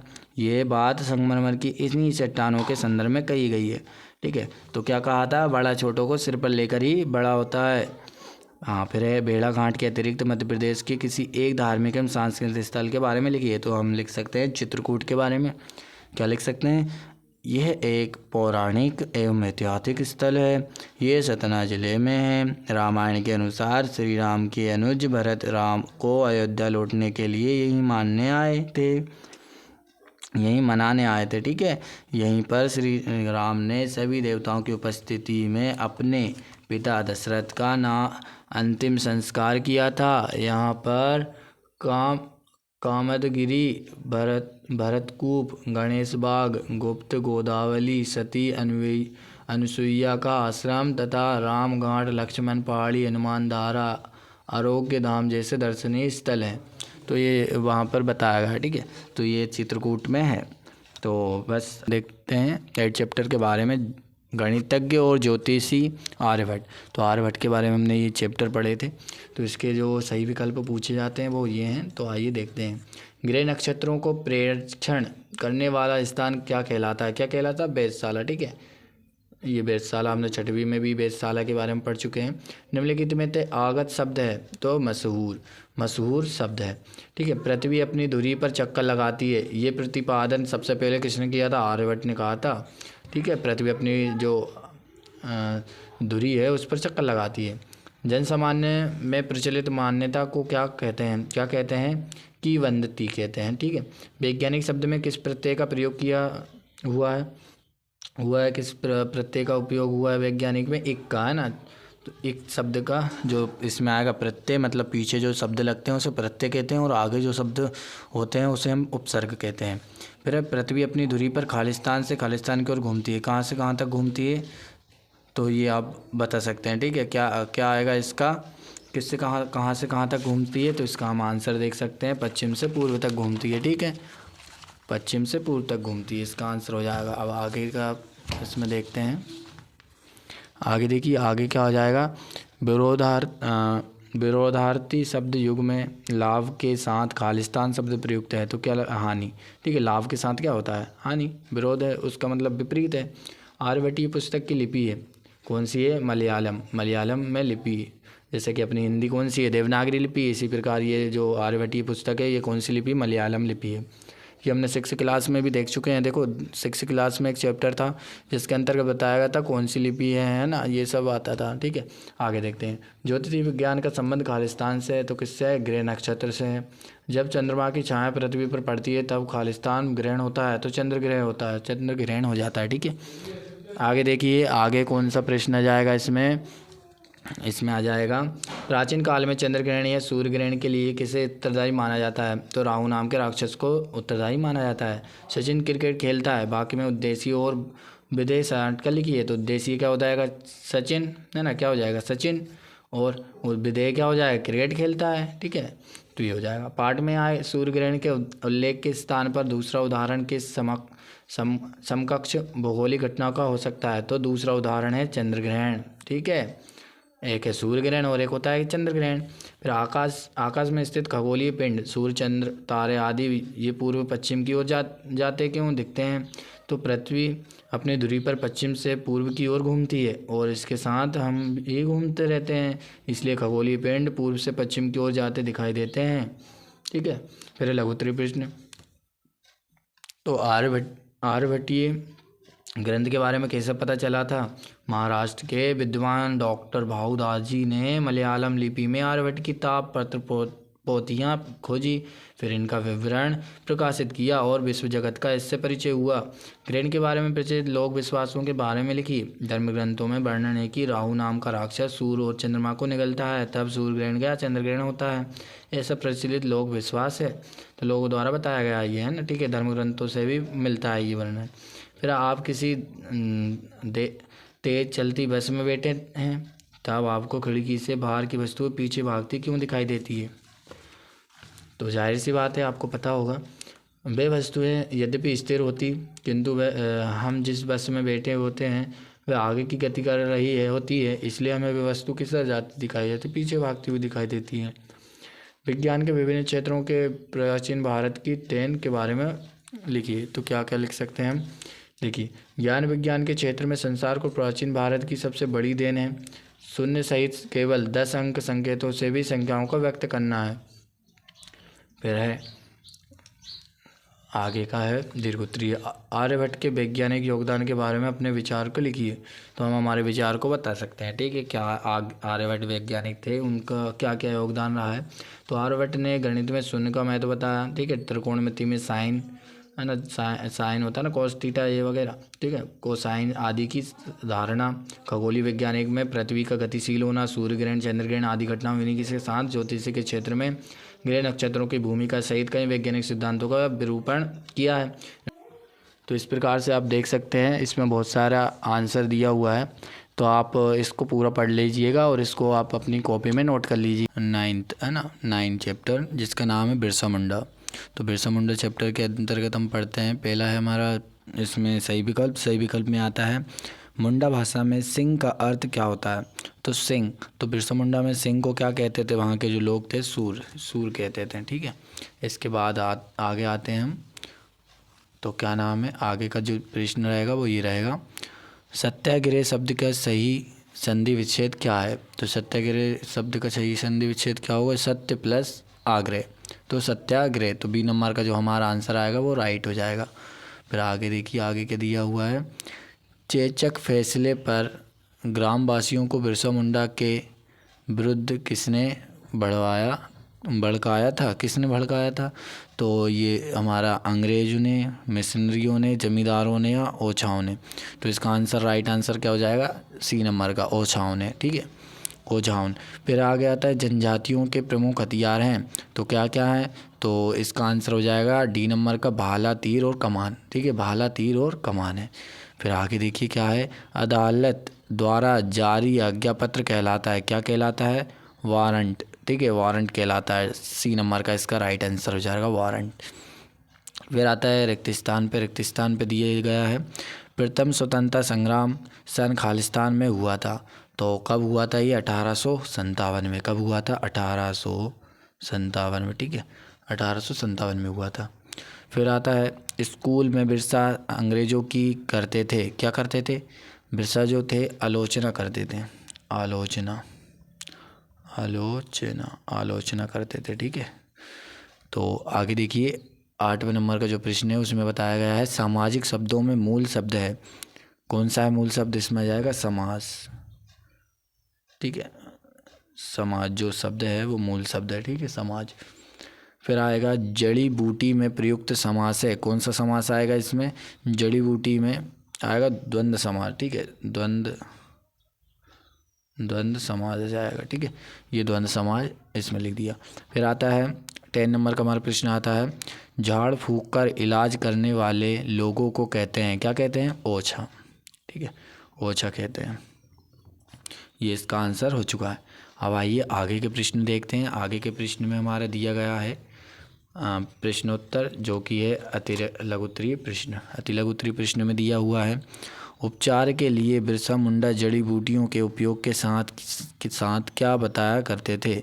क्या बताया करते थे? स्वास्थ्य के नियम, है ना, कि किस प्रकार से हम स्वस्थ रह सकते हैं, तो उसके नियम बताते थे। तन्मय शब्द का संधि विच्छेद कीजिए, तो क्या आएगा? तत् प्लस में, तन्मय। ठीक है, संधि विच्छेद इस प्रकार कर सकते हैं। फिर है, बिरसा ने चाईबासा के मिशन स्कूल को क्यों छोड़ा? तो क्यों छोड़ा इसको हम देखते हैं इसके आंसर में, क्यों छोड़ा है। तो बिरसा को वहाँ दासता का अनुभव हुआ कि गुलाम जैसे रख के रखा, है ना। उन्होंने अंग्रेज़ों की शोषणकारी नीति की आलोचना की, बताया उनके बारे में, इस कारण उन्हें स्कूल छोड़ना पड़ा। ठीक है, फिर आगे प्रश्न आता है, बिरसा मुंडा के आंदोलन को आप किस रूप में देखते हैं? तो इसको जो उनने आंदोलन चलाया था बिरसा मुंडा, इसको हम किस प्रकार देखते हैं? तो ये आंदोलन अंग्रेज़ों के शोषण और अन्याय के प्रति देश में था तथा उचित था। ठीक है, तो इस प्रकार से जो अंग्रेज लोग थे उनके विरुद्ध में जो बिरसा मुंडा थे उनने आंदोलन किए, और इस कारण बिरसा मुंडा को जेल में भी डाला गया था। तो ये चैप्टर के अंतर्गत पढ़ाया गया है। ठीक है, तो आप उसको बाद में देखेंगे। चलिए प्रश्न उत्तर देखते हैं अभी हम। तो मुंडा जनजाति के लोग बिरसा को अवतार क्यों मानते थे? तो जो मुंडा जाति के जो लोग थे बिरसा को गांव-गांव जाकर लोगों की जड़ी बूटी से उपचार करते थे और उन्हें स्वास्थ्य के नियम भी बताते थे। बिरसा ने चिकित्सा के साथ साथ उपदेशक के रूप में भी कार्य करना प्रारंभ कर दिया था, इसलिए वे अवतारी पुरुष माने जाने लगे थे। हाँ, कुछ लोगों का मानना था कि जो बिरसा मुंडा था वह उसको छू लेने मात्र से भी उनकी जो बीमारियां थी वो समाप्त हो रही थी, इस कारण से लोग उसको एक अवतारी पुरुष मानने लगे थे। चलिए आगे देखते हैं। इन शब्दों में उचित उपसर्ग जोड़कर इनमें से विलोम शब्द बनाइए। तो किस प्रकार बना सकते हैं हम? विश्वास, है ना, विश्वास में हमने क्या जोड़ दिया? तो अविश्वास। मान, तो मान में अप जोड़ दिया तो अपमान। फिर आदर, आदर में हमने क्या जोड़ दिया? अनादर। ठीक है, फिर देश, देश का कर दिया हमने परदेश। ठीक है, इस प्रकार से हम जोड़ सकते हैं। फिर बिरसा मुंडा ने किस उद्देश्य से अपना आंदोलन आरंभ किया था? तो जो बिरसा मुंडा था उनने क्यों किया था? जो अंग्रेज लोग थे उनके विरुद्ध किया था, है ना, जो अंग्रेज लोग शोषण कर रहे थे उसके विरुद्ध जाने के लिए। ठीक है, किस प्रकार से लिखेंगे हम इसका आंसर? बिरसा मुंडा ने मुंडा जनजातियों पर अंग्रेजों द्वारा किए गए जा रहे शोषण और अन्यायपूर्वक अत्याचार से मानवता की रक्षा के लिए आंदोलन प्रारंभ किया था। ठीक है, आगे देखिए, आगे का प्रश्न देखते हैं। मुंडा आंदोलन पर प्रथम स्वतंत्रता संग्राम आंदोलन का क्या प्रभाव पड़ता है? तो क्या प्रभाव पड़ता है? मुंडा के आंदोलन काल में ही स्वतंत्रता आंदोलन की गतिविधियाँ चल रही थी, तो वहाँ पर स्वतंत्रता आंदोलन भी चल रहा था, है ना, उस समय पे जब मुंडा जो बिरसा मुंडा था, इसने मुंडा आंदोलन शुरुआत किया था, तब मुंडा के आंदोलन ने स्वतंत्रता आंदोलन में और वृद्धि कर दी। ठीक है, तो ये हम लिख सकते हैं। फिर आता है हमारा दीर्घोत्तरीय प्रश्न। दीर्घोत्तरीय प्रश्न में पूछा जाता है, अंग्रेजों द्वारा भारतीयों पर किए गए अन्याय और अत्याचार का वर्णन कीजिए। तो अंग्रेज़ों ने क्या क्या अत्याचार किए हमारे भारतीयों पर, तो हम यहाँ पर कुछ माइंड से भी लिख सकते हैं, बट देखते हैं क्या लिखा है इसमें। अंग्रेज़ों ने स्वतंत्रता संग्राम के लिए सत्याग्रह कर रहे भारतीयों के ऊपर बर्बरतापूर्वक अंधाधुंध गोलियां की बछावर कर दी। ठीक है, फिर क्या हुआ, सैकड़ों मुंडा पकड़ लिए गए और कुछ ने आत्मसमर्पण कर दिया। तो कुछ जो मुंडा लोग थे उन्होंने आत्मसमर्पण कर दिया और कुछ लोग जो मुंडा जाति के थे वो पकड़ा भी गए थे। ठीक है, तो इस प्रकार से हम लिख सकते हैं। फिर और भी इसके आगे लिखेंगे हम। अंग्रेज सरकार ने बिरसा को पकड़ने के लिए बड़ा इनाम घोषित कर दिया कि भाई जो बिरसा को पकड़ लेगा उसको इनाम मिलेगा। लालच में आकर कुछ लोगों ने सोते बिरसा को पकड़कर अंग्रेज़ों को सौंप दिया। तो कुछ लोगों को भाई लालच आ गया और बिरसा को उन्होंने अंग्रेज़ों को सौंप दिया पकड़कर। फिर बड़ी अवस्था में बीमारी के कारण बिरसा की मृत्यु हो गई। फिर बाद में क्या होता है, बिरसा मुंडा की बीमारी के कारण मृत्यु हो जाती है। फिर आता है बिरसा मुंडा के तत्कालीन समाज की परिवेश है ना का वर्णन कीजिए। तो हम करते हैं, किस प्रकार करेंगे। उन दिनों जनजातियों की आर्थिक स्थिति बहुत दयनीय थी। उसके पूर्व में अपनी ज़मीन के मालिक थे, वे फसल उगाते थे, उनकी अपनी ग्राम व्यवस्था थी, पंचायतें थी, रहन सहन का अपना परंपरागत ढंग था। पर अंग्रेज़ों ने उन सबको नष्ट करके जमींदार, जागीरदार, जंगल के ठेकेदार और दलाल उन पर लाद दिए। इससे क्या हुआ, वनवासी अपनी ही ज़मीन पर मालिक से नौकर बन गए, है ना। उस पर क्या क्या जमींदार बिठा दिए, जागीरदार, और जंगल में कुछ ठेकेदार, दलाल बिठा दिए, जिससे क्या हुआ, जो वहाँ के वन में जो रहने वाले वासी थे वो नौकर बन गए, है ना, उस प्रकार से। फिर विश्वता, भूख और दमन के कारण वे अपने आप को असमर्थ और असहाय समझने लगे। तो इस प्रकार से इसका आंसर हमने लिख दिया है, तो आप देख सकते हैं इसका आंसर। अब दोस्तों ये चैप्टर हो चुका है समाप्त। नेक्स्ट वीडियो में नेक्स्ट चैप्टर देखेंगे। धन्यवाद। हेलो बच्चों, आज का वीडियो में हम देखने वाले हैं अध्याय 10 8 ग्रेड का, है ना, हिंदी का, जो कि कक्षा 8वीं का है। प्राण जाए पर वृक्ष ना जाए। तो ये चैप्टर जो है इसके आज हम प्रश्नोत्तर देखने वाले हैं। साथ ही में हम देखते हैं सबसे पहले क्या आएगा, सही उत्तर छांट कर लिखिए, मतलब सही विकल्प। ठीक है, फिर देखते हैं हम बिश्नोई समाज ने नियमों की संख्या कितनी है। तो बिश्नोई समाज में नियमों की संख्या कितनी थी, 29। ठीक है, 29। इसका राइट आंसर क्या हो जाएगा, 29। फिर आता है बिश्नोई समाज द्वारा किस लिए आंदोलन किया गया था। तो बिश्नोई जो समाज था उनने जो आंदोलन क्यों किया था, वृक्षों के लिए किया था। ठीक है, वृक्ष को बचाने के लिए उन्होंने ये आंदोलन किया था। तो क्या आ जाएगा इसका आंसर, वृक्षों के लिए। फिर आता है वृक्षों की कटाई का सबसे आधुनिक दुष्परिणाम किस पर होगा, पर्यावरण पर होगा। अगर वृक्षों को काट दिया जाएगा तो पर्यावरण पर दुष्परिणाम होगा ना, जिससे पर्यावरण असुरक्षित होगा, है ना, और हम भी जीवित ना रह पाएंगे। तो ये सब किस कारण हो रहा है, ये वृक्ष कटाई से क्या क्या हो जाएगा दुष्परिणाम, पर्यावरण पर पड़ेगा। फिर राक्षस का विलोम शब्द कौन सा है, तो भक्षक, है ना, राक्षस का विलोम शब्द क्या जाएगा, भक्षक। फिर चिपको आंदोलन से संबंधित है, जो चिपको आंदोलन था गोरा देवी से संबंधित है। ठीक है, तो अब आगे का प्रश्न देखते हैं, इसके आगे का आंसर क्या आएंगे ये देखते हैं। आगे हमारे प्रश्न में आता है जोड़ी। ठीक है, जोड़ी को देखते हैं। तो जोड़ी नहीं है, सॉरी, इसमें है रिक्त स्थान। ठीक है, जो कि हमें ऊपर से देख के लिखना होता है। तो देखते हैं रिक्त स्थानों को। बिश्नोई समाज भगवान खालिस्तान का अनुयायी है। तो जो बिश्नोई समाज है किसका अनुयायी है, तो जम्बेश्वर का, है ना। यहाँ पर हम लिख देते हैं जम्बेश्वर, है ना,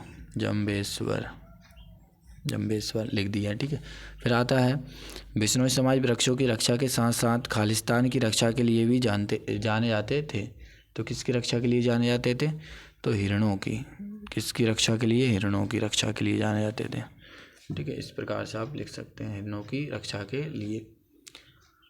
फिर आता है, बढ़ते प्रदूषण को बचाने के लिए खालिस्तान की रक्षा करनी चाहिए। किसकी रक्षा करनी चाहिए? वृक्षों की, है ना, पेड़ पौधों की रक्षा करेंगे तभी तो बचेगा पर्यावरण। ठीक है, प्रदूषण भी बचेगा। प्रदूषण नहीं होगा। उत्कृष्ट शब्द में प्रयुक्त उपसर्ग है, तो इसमें उपसर्ग क्या जाएगा? आगे जो लगता है उसे क्या कहते हैं? उपसर्ग। ठीक है, और पीछे जो लगता है उसे प्रत्यय, तो उत इसमें उपसर्ग आ जाएगा। फिर आज्ञा पालन का समास विग्रह होगा, तो क्या हो जाएगा? आज्ञा का पालन। ठीक है, आज्ञा का पालन। फिर आता है बिश्नोई समाज का इतिहास किस बात से भरा पड़ा है? तो जो बिश्नोई समाज था उसका इतिहास वृक्षों और वन्य जीवों की रक्षा की अनेक घटनाओं से भरा है। तो जो बिश्नोई समाज थे उन्होंने जो वृक्ष थे इनके लिए बहुत संघर्ष किया है, इसलिए उनका जो इतिहास है वो वृक्षों के बारे में अधिक देखने को मिलता है। फिर आता है किस प्राणी की रक्षा करते हुए अनेक बिश्नोई शिकारियों के हाथ शहीद हुए? तो हिरणों की रक्षा करते हुए अनेक बिश्नोई शिकारियों के हाथों शहीद हो गए। फिर आता है हमें पेड़ों की ज़रूरत है। पेड़ों को हमारी ज़रूरत नहीं है। क्यों? हमें पेड़ों के माध्यम से कई आवश्यक वस्तुएं जैसे कि फूल, फल, लकड़ियाँ, प्राणवायु आदि मिलती है, जिसके बिना हमारा जीवन क्या है? संभव नहीं है, असंभव है। फिर अब प्राण जाए पर वृक्ष न जाए, पाठ से क्या प्रेरणा मिलती है? तो क्या प्रेरणा मिलेगी हमें इससे? हमें ये प्रेरणा मिलती है कि हमें पेड़ों की सुरक्षा एवं उनकी वृद्धि के उपाय करना चाहिए, क्योंकि वे हमारे जीवन में बहुत उपयोगी हैं। फिर आगे आइए, इसके बाद आता है हमारा लघुत्तरीय प्रश्न। लघुत्तरीय प्रश्न में हम लिखेंगे, आप अपने विद्यालय में या आसपास के पेड़ पौधों की रक्षा किस प्रकार करेंगे? तो हम किस प्रकार कर सकते हैं? विद्यालय के समीप रहने वाले लोगों को पेड़ों को किसी भी प्रकार का नुकसान ना पहुंचाने और उनकी सुरक्षा के लिए सहयोग करने को कहेंगे, है ना। सुरक्षा के लिए हम क्या कहेंगे? सहयोग करने के लिए कहेंगे। और क्या कर सकते हैं? उनकी देखभाल कर उनकी व्यवस्था करेंगे। ठीक है, तो ये हम सब लिख सकते हैं। फिर आगे का प्रश्न क्या कहता है? गैर सैनिक होते हुए भी स्वर्गीय निहाल चंद बिश्नोई को भारत सरकार ने शौर्य चक्र से क्यों सम्मानित किया? क्यों किया? हिरणों की रक्षा करते हुए निहाल चंद्र बिश्नोई शिकारियों से मुकाबला करते हुए शहीद हो गए थे, इसलिए सरकार ने उन्हें यह सम्मान दिया। ठीक है, तो ये लिख सकते हैं। फिर शहीद अमृता देवी बिश्नोई पुरस्कार के बारे में बताइए।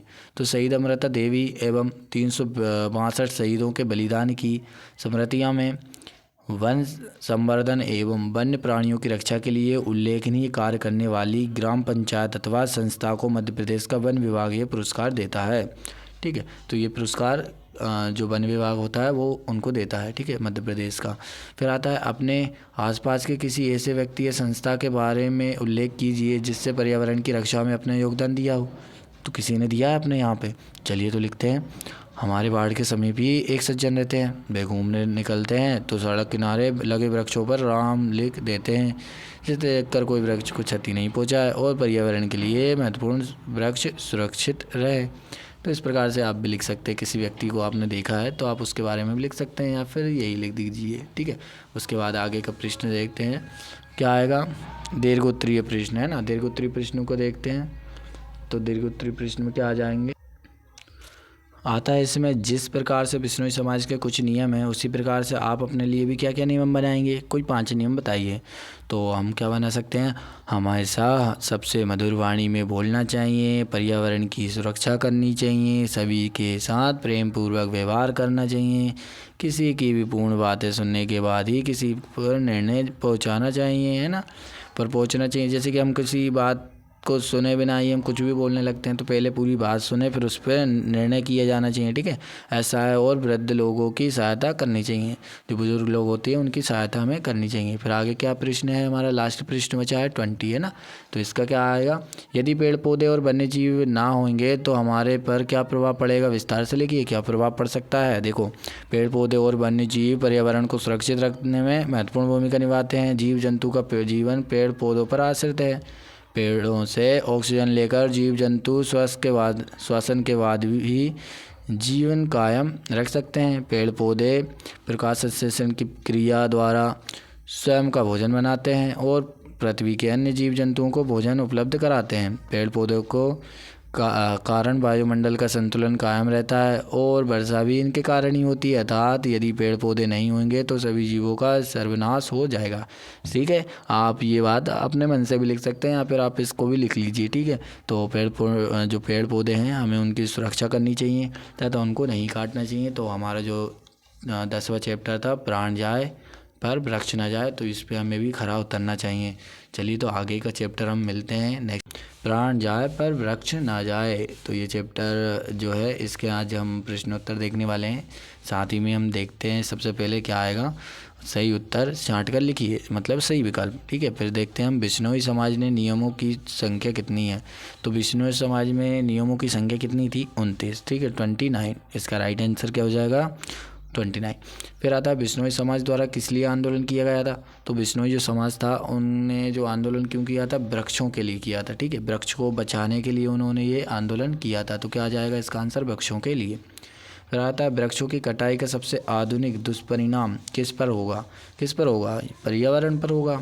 अगर वृक्षों को काट दिया जाएगा तो पर्यावरण पर दुष्परिणाम होगा ना, जिससे पर्यावरण असुरक्षित होगा, है ना, और हम भी जीवित ना रह पाएंगे।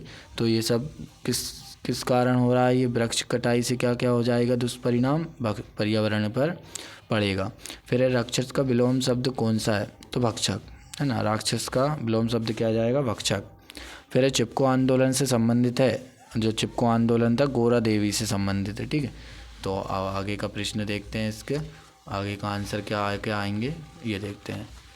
आगे हमारे प्रश्न में आता है जोड़ी। ठीक है, जोड़ी को देखते हैं।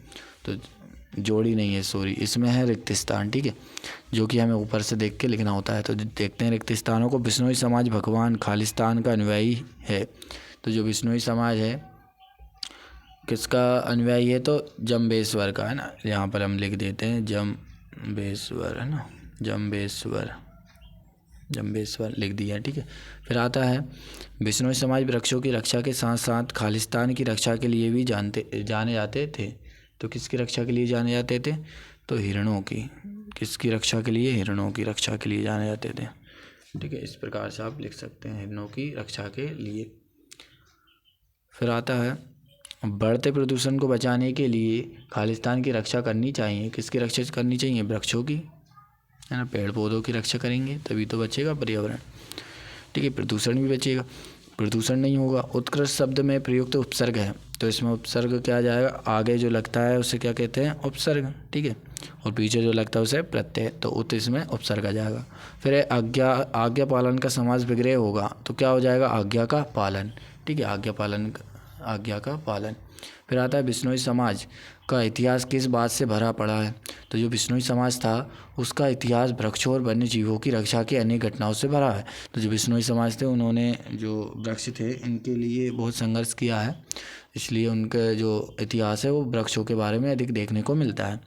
फिर आता है किस प्राणी की रक्षा करते हुए अनेक बिश्नोई शिकारियों के हाथ शहीद हुए। तो हिरणों की रक्षा करते हुए अनेक बिश्नोई शिकारियों के हाथों शहीद हो गए। फिर आता है हमें पेड़ों की ज़रूरत है, पेड़ों को हमारी ज़रूरत नहीं है। क्यों, हमें पेड़ों के माध्यम से कई आवश्यक वस्तुएं जैसे कि फूल फल लकड़ियाँ प्राणवायु आदि मिलती है, जिसके बिना हमारा जीवन क्या है, संभव नहीं है, असंभव है। फिर अब प्राण जाए पर वृक्ष न जाए, पाठ से क्या प्रेरणा मिलती है, तो क्या प्रेरणा मिलेगी हमें इससे, हमें ये प्रेरणा मिलती है कि हमें पेड़ों की सुरक्षा एवं उनकी वृद्धि के उपाय करना चाहिए, क्योंकि वे हमारे जीवन में बहुत उपयोगी हैं। फिर आगे आइए, इसके बाद आता है हमारा लघुत्तरीय प्रश्न। लघुत्तरीय प्रश्न में हम लिखेंगे आप अपने विद्यालय में या आसपास के पेड़ पौधों की रक्षा किस प्रकार करेंगे। तो हम किस प्रकार कर सकते हैं, विद्यालय के समीप रहने वाले लोगों को पेड़ों को किसी भी प्रकार का नुकसान ना पहुंचाने और उनकी सुरक्षा के लिए सहयोग करने को कहेंगे, है ना। सुरक्षा के लिए हम क्या कहेंगे, सहयोग करने के लिए कहेंगे, और क्या कर सकते हैं, उनकी देखभाल कर उनकी व्यवस्था करेंगे। ठीक है, तो ये हम सब लिख सकते हैं। फिर आगे का प्रश्न क्या कहता है, गैर सैनिक होते हुए भी स्वर्गीय निहाल चंद बिश्नोई को भारत सरकार ने शौर्य चक्र से क्यों सम्मानित किया। क्यों किया, हिरणों की रक्षा करते हुए निहाल चंद्र बिश्नोई शिकारियों से मुकाबला करते हुए शहीद हो गए थे, इसलिए सरकार ने उन्हें यह सम्मान दिया। ठीक है, तो ये लिख सकते हैं। फिर है शहीद अमृता देवी बिश्नोई पुरस्कार के बारे में बारे में बताइए। तो शहीद अमृता देवी एवं 362 शहीदों के बलिदान की स्मृतियाँ में वन संवर्धन एवं वन्य प्राणियों की रक्षा के लिए उल्लेखनीय कार्य करने वाली ग्राम पंचायत अथवा संस्था को मध्य प्रदेश का वन विभाग ये पुरस्कार देता है। ठीक है, तो ये पुरस्कार जो वन विभाग होता है वो उनको देता है। ठीक है, मध्य प्रदेश का। फिर आता है अपने आसपास के किसी ऐसे व्यक्ति या संस्था के बारे में उल्लेख कीजिए जिससे पर्यावरण की रक्षा में अपना योगदान दिया हो। तो किसी ने दिया है अपने यहाँ पे, चलिए तो लिखते हैं। हमारे बाड़ के समीप ही एक सज्जन रहते हैं, वे घूमने निकलते हैं तो सड़क किनारे लगे वृक्षों पर राम लिख देते हैं, जिसे देखकर कोई वृक्ष को क्षति नहीं पहुंचाए और पर्यावरण के लिए महत्वपूर्ण वृक्ष सुरक्षित रहे।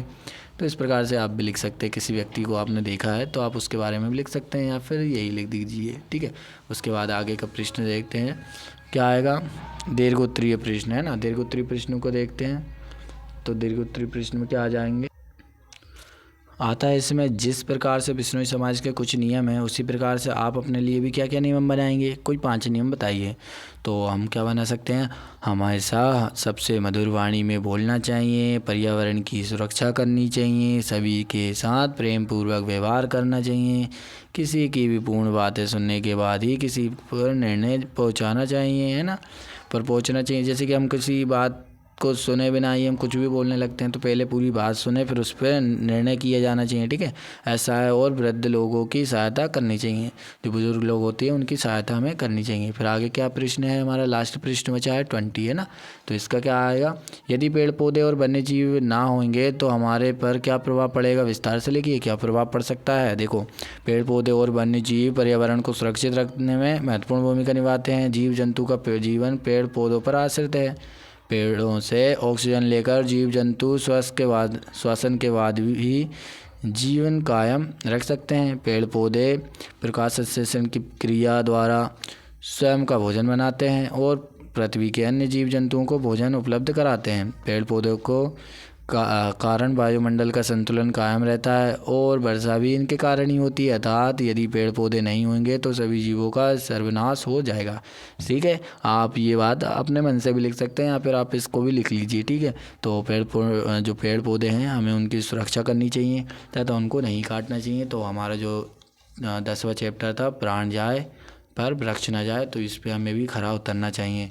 चलिए तो आगे का चैप्टर हम मिलते हैं नेक्स्ट वीडियो में और बने रहिए हमारे साथ।